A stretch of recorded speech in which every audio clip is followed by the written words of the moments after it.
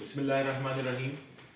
आज हम कॉन्टिन्यूशन में जो हमने अभी तक दो डिस्कशंस की हैं रिट के हवाले से और रिट की मेंटेनेबिलिटी के हवाले से, एक ये कि फैक्चुअल कंट्रोवर्सी पे रिट मेंटेनेबल नहीं रहती क्यों, उसके हम लास्ट वीडियो में शेयर कर चुके हैं।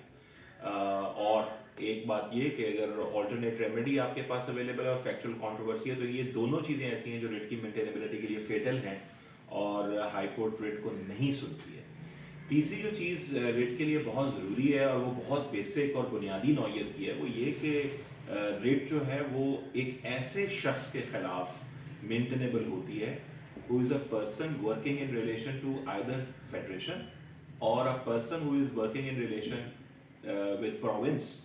यानी कोई ऐसा शख्स होना चाहिए जिसके खिलाफ आप हाई कोर्ट से रेट का ऑर्डर लेना चाहते हैं, जो शख्स या तो फेडरेशन का नुमाइंदा हो यानी फेडरल गवर्नमेंट का, या फिर कोई ऐसा शख्स हो जो प्रोविंशियल गवर्नमेंट को रिप्रेजेंट कर रहा हो यानी प्रोविंशियल गवर्नमेंट का कोई ऑफिस होल्डर हो और उससे आपकी कोई ग्रीवियंस हो। So this is very very important that any person who is working in relation to either federation or province, only they can be subjected to as a party in a writ petition.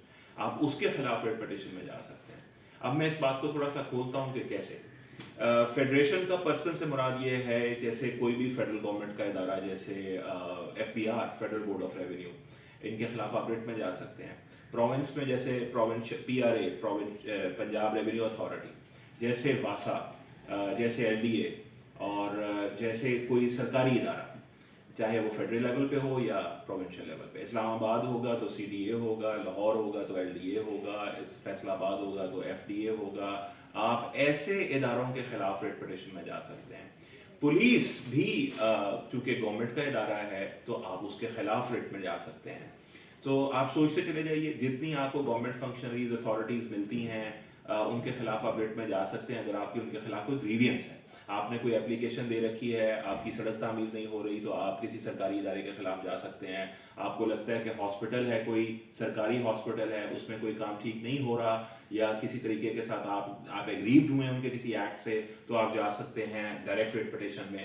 आप ऐसा समझते हैं कि कोई ऐसी government की university है जिसका या तो कोई स्टैचूट गवर्नमेंट ने इशू किया हुआ एक स्टैचुटरी बॉडी है या फिर वो गवर्नमेंट की खुद फेडरली ओन्ड यूनिवर्सिटी है, तो ऐसी यूनिवर्सिटी के खिलाफ जा सकते हैं। जैसे पंजाब यूनिवर्सिटी है, जैसे कॉमसैट है, जैसे इस तरह से और यूनिवर्सिटीज़ हैं। तो जो यूनिवर्सिटी भी सरकार के तहत होगी, अगर आपको ये लगे कि वो फेडरेशन या प्रोविंस का कोई पर्सन है, कोई उसका नॉमिनी है, कोई उसका ऐसा रिप्रेजेंटेटिव है और उसने कोई ऐसा एक्ट किया है जिससे आपके हकूक सलब हुए हैं, आपका कोई लीगल राइट या फंडामेंटल राइट कॉम्प्रोमाइज हो गया है, so then you can go into the writ petition before Honorable High Court in Constitutional Jurisdiction under Article 199 of the Constitution of Islamic Republic of Pakistan. So ये तीसरी चीज़ आज हमने देखी कि it is very important कि writ हमेशा ऐसे शख्स के खिलाफ जारी होती है, इशू होती है, who is either a person working in relation to federation or he should be a person working in relation to the province. Private parties के खिलाफ रिट पिटिशन जारी नहीं होती, रिट पिटिशन का ऑर्डर इशू नहीं किया जाता। तो this also goes to the root question of maintainability of writ petition कि जिस शख्स को आपने इम्प्लीट किया एज पार्टी और जिसके खिलाफ आपने प्रेयर्स मांगी अपने रिट पिटिशन में, he should be a person working in relation to the federation or a province. Thank you very much.